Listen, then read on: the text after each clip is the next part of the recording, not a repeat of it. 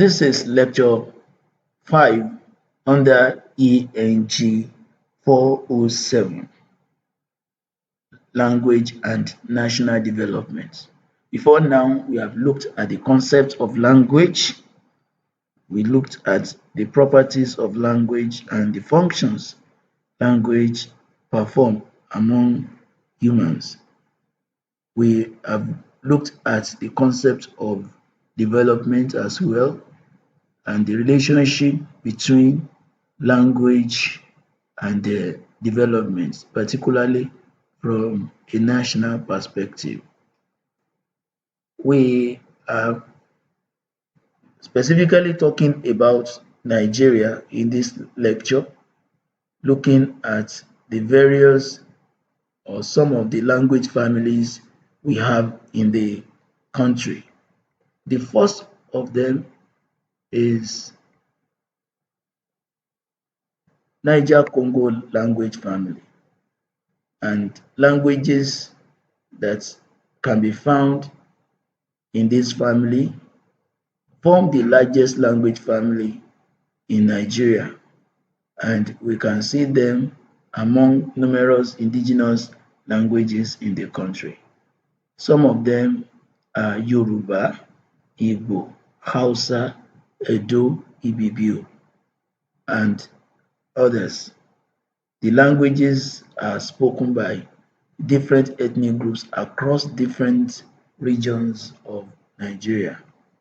The second family is the Afro-Asiatic language family. This language family is also significant as far as Nigeria is concerned. It includes languages like Kanuri, Fulfode, and Hausa.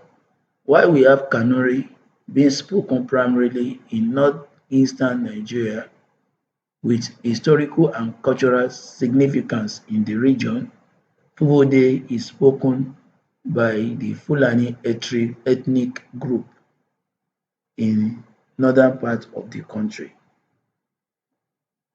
Meanwhile, where Fulfode is spoken, Hausa is also widely spoken in those areas as a lingua franca of those people who speak Fulfode.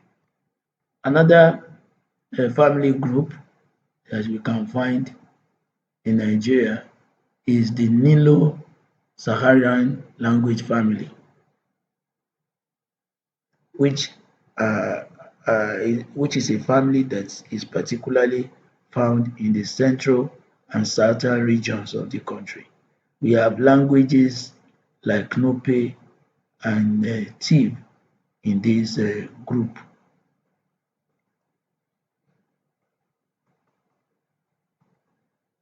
Now, with the diversity we have identified as far as language issue is concerned in Nigeria, we want to look at the richness of this diversity, the richness we can get from the linguistic diversity experience that we have in Nigeria.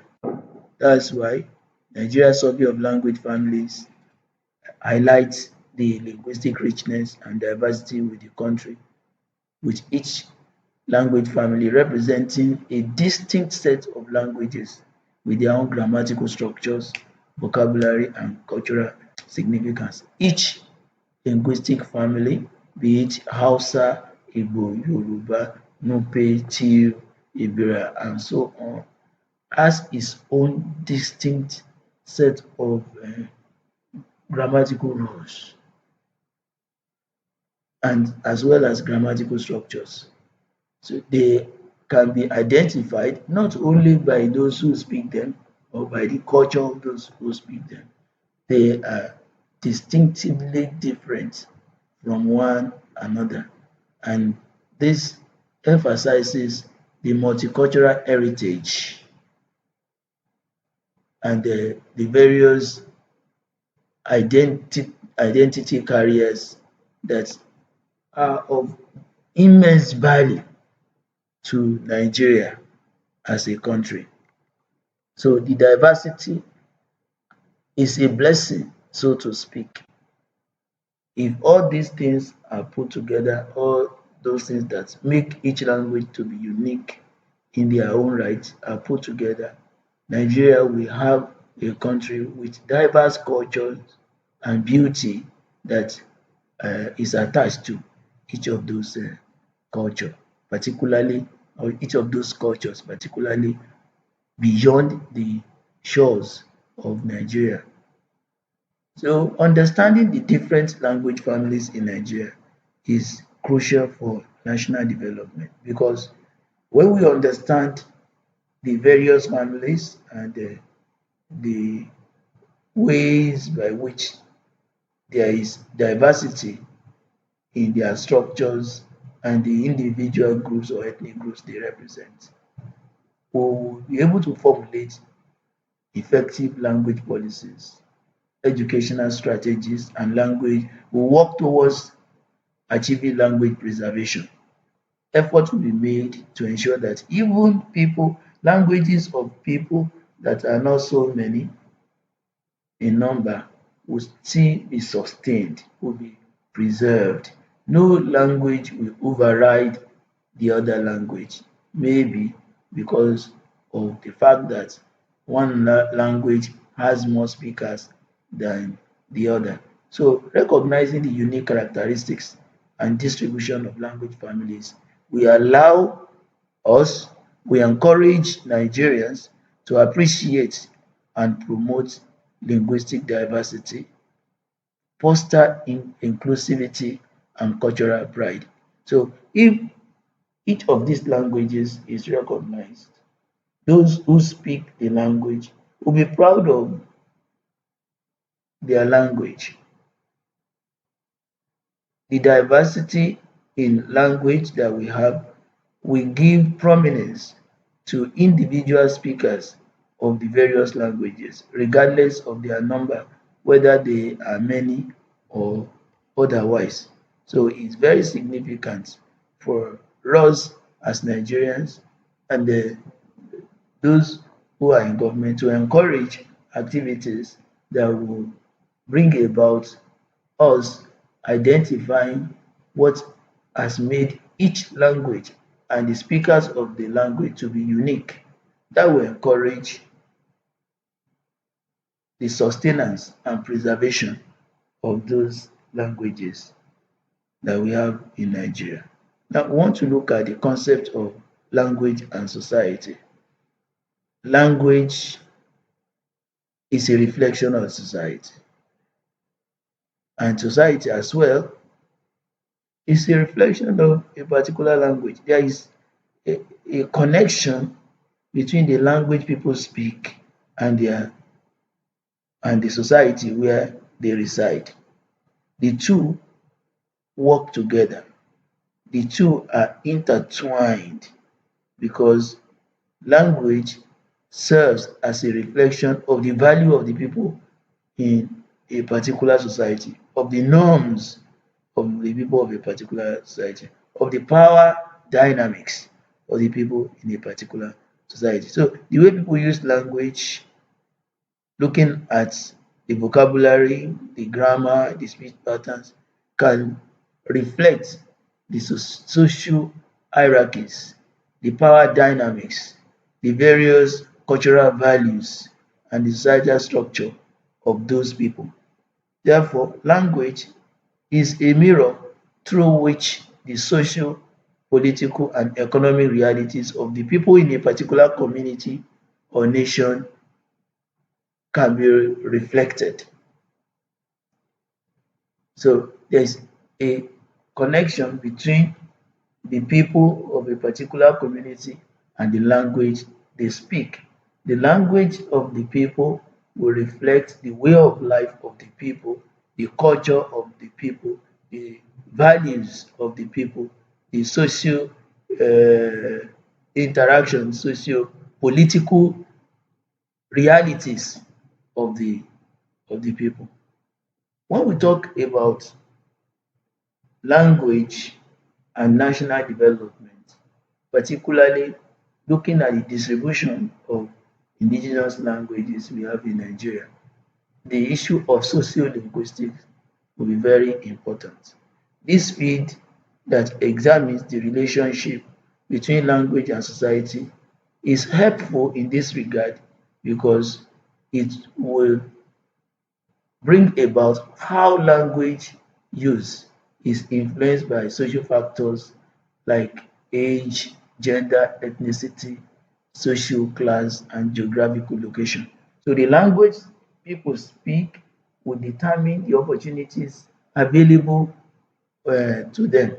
The language people speak in a linguistic diversified nation like Nigeria may determine how far such people may be to getting the opportunity that they are supposed to have as citizens of Nigeria. So when we look at this from the point of view or for the point of view of sociolinguistics, we can look at various Nigerians from the perspective of languages they speak in relation to their age, gender, ethnicity, social class, and geographical location vis-a-vis the opportunities that will be available to them as citizens of Nigeria. Therefore, as sociolinguists, our expectation is to analyze language variation and change within different social contexts by studying dialects, registers, and language attitudes. So the behavior of people, the dialects of people, the social environment where people reside can be of great blessing to them in attracting benefits to themselves as citizens of this country, of Nigeria. And one of the ways we can establish the possibility or otherwise of this is by making use of principles that have been put together in sociolinguistics. Another issue that is important while we are studying the survey of language distribution in Nigeria is the issue of language policies and planning. So when we talk about language policies, we are talking about how the linguistic landscape of a particular society is shaped by the government of that particular community. So governments and institutions are expected to develop language policies that will help to address issues of language rights, language planning, and language education. What language will be used to as language of instruction in schools?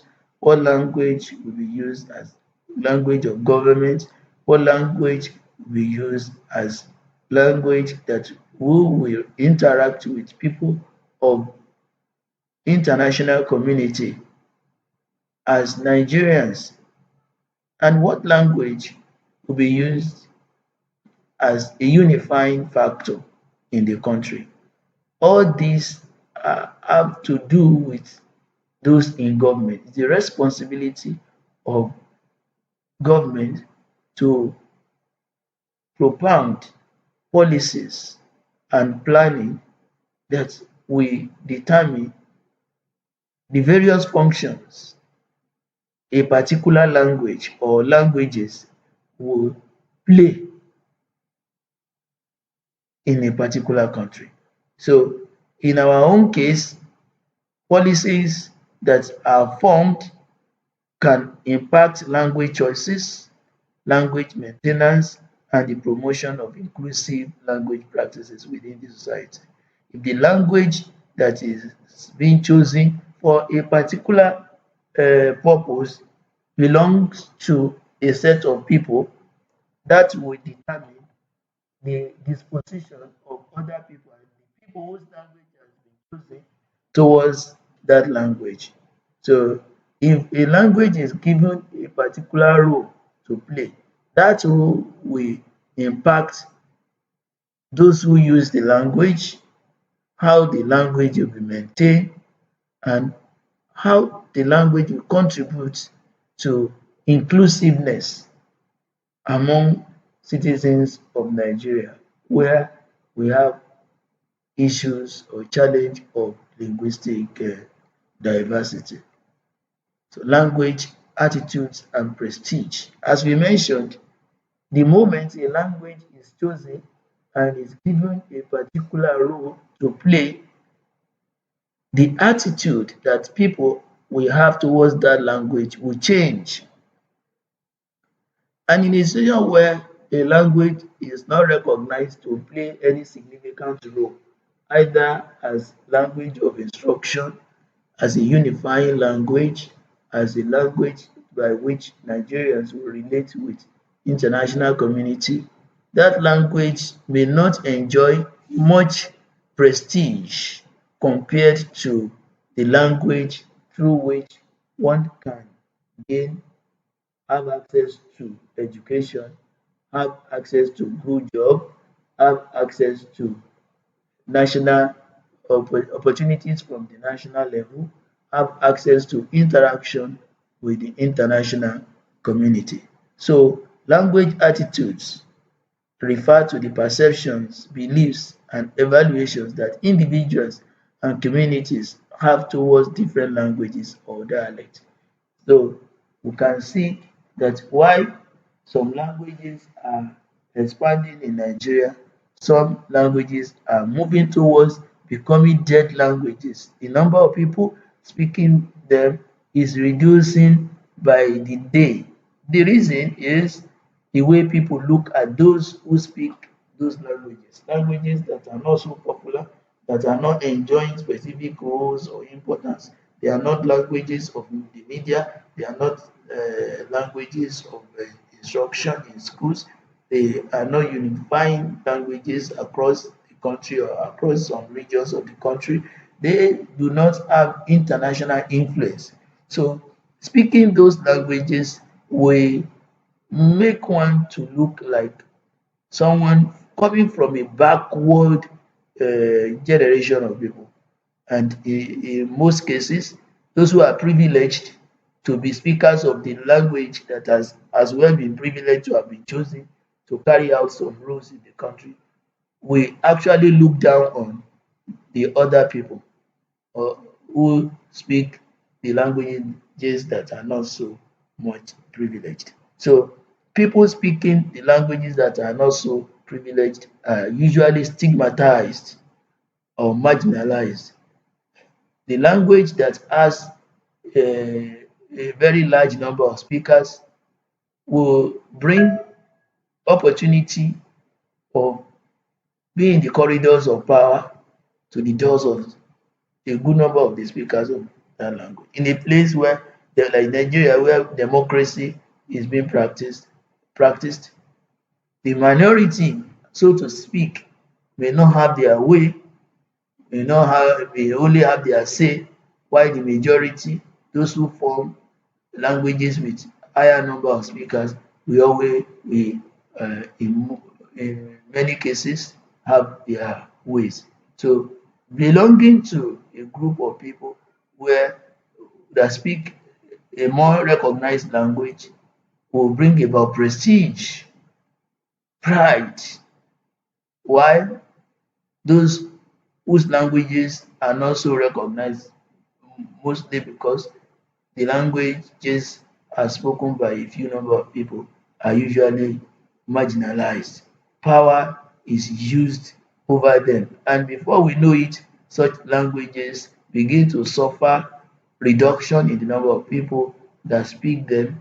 Their children are not taught the language, and the moment the older generation of the speakers of the language die, the language will be in the danger of endangerment, dead, being a dead language.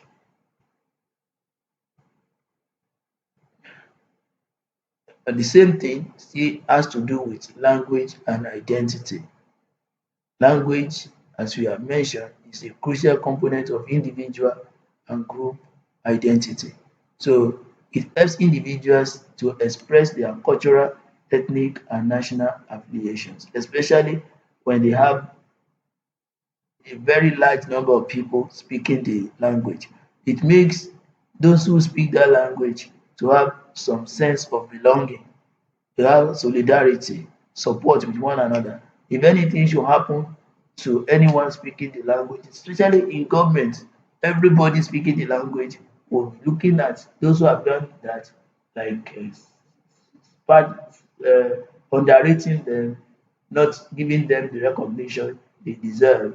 And because of that, they rally round the speaker of their language that is suffering from one form of dehumanization.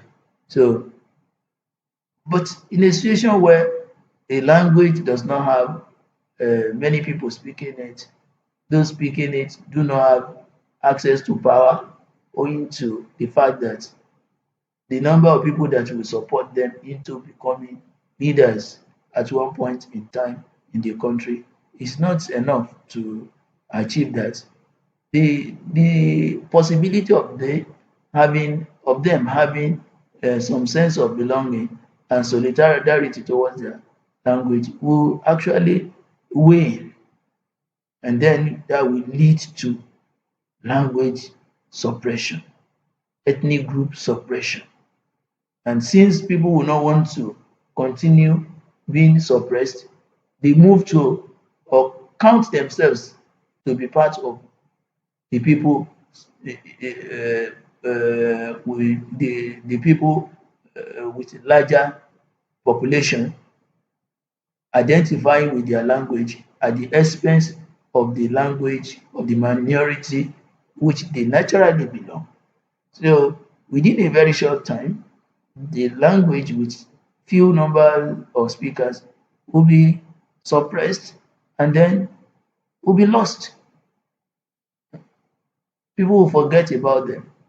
But one way or the other, if something good still comes their way, or some people decide to look into bringing back such a language, we then talk about language revitalization, by through the efforts of preserving some linguistic elements that have to do with that language. So it is something that is necessary for individuals to work towards strengthening their cultural identities through the languages they speak. So for one, once one cannot speak his language, his identity is actually lost. If somebody cannot say I am Yoruba, or someone claims to be Yoruba, he cannot speak Yoruba. Somebody claims to be Tiv, he cannot speak Tiv. Somebody claims to be Hausa, he cannot speak Hausa, and so on. That means the person has lost his or her identity. No matter how good somebody may be, speaking English, speaking Hausa, in many cases, it will be difficult for the person to be accepted as being part of Hausa or English people. And if that happens, that means the person has actually lost his or her identity.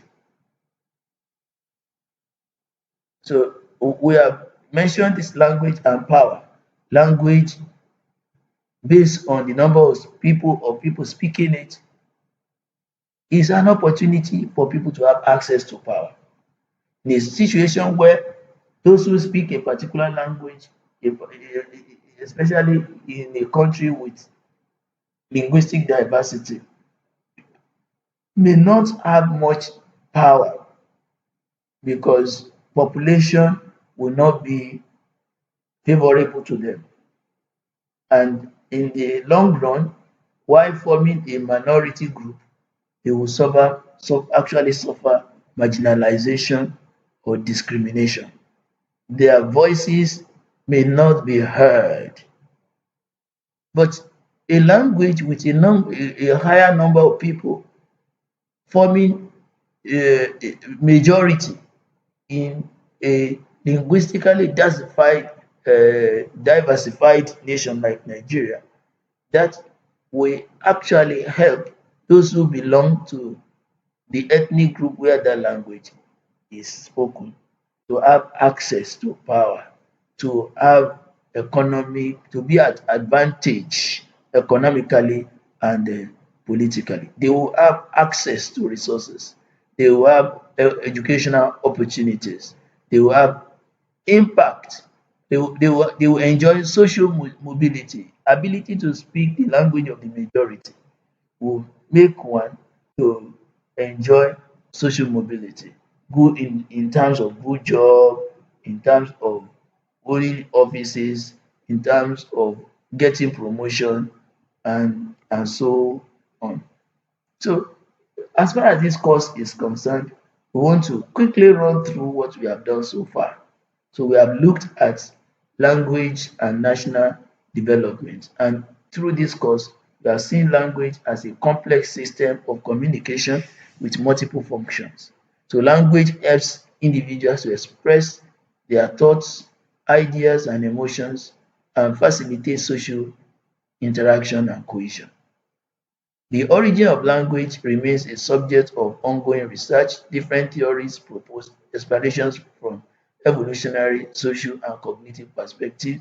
But the point is that the origin of language is not really what we pay attention to, but we are looking at the effect of language on national development. So using Nigeria as a template, the country with linguistic diversity faces both challenges and opportunities. So with over 500 indigenous languages, language policies are being propounded to promote diversity while emphasizing the importance of a common language for national unity. So language can reflect and influence social dynamics. So sociolinguistic through sociolinguistics, which we looked at how the relationship between language and social factors such as age, gender, ethnicity, and social class. So what that means is the gender people belong to, the age of people, the ethnicity of people, the social class in relation to the language they speak can determine how far they can go progressively and otherwise. Language policies and planning are also looked into, and they are seen as being vital for national development. They involve making informed decisions about language choices, education, and cultural preservation. So through this, we looked at the various language families in Nigeria, which include Niger Congo, Afro-Asiatic, and Nilo-Saharan families. We also look at the linguistic richness and diversity of the country. Our diversity can be a blessing if we are able to sustain individual languages, because sustenance of individual languages is sustenance of individual ethnic values and cultures. So language serves as a reflection of society, revealing values, norms, and power dynamics. Language attitudes and prestige impact language use and maintenance. In a situation where a language is looked down upon, many people will avoid or be discouraged from speaking that language. But a language with many people speaking it, giving one the possibility of getting a good job, having access to necessary materials, resources for wealthy living, healthy living, we encourage people to speak that particular language. So language plays a crucial role in individual and group identity. It can foster a sense of belonging, while language loss can lead to cultural erosion. So when a particular language is not spoken regularly because the people feel to or are ashamed of identifying themselves with such a language, the language will be at the danger of being lost and eventually becoming a dead language. So there is a relationship between language and power. The more people speaking the language, the more opportunity to dominate speakers of other languages. That language with higher number of speakers we enjoy. So with we have dominant languages often associated with economic and political advantages. So promoting linguistic rights and language equality is crucial for social justice and by extension national development. So this is the end of our interaction as far as ENJ 407 is concerned. Some questions will come after this presentation, and after answering those questions, objective questions, some essay questions will follow that will cover the entire presentation. One of those questions should be answered, and that will be used as your assignment, and the score you have there will be added to the scores you will have scored or got through the various questions you've been able to answer at the end of each of the lectures we have had. Thank you for listening.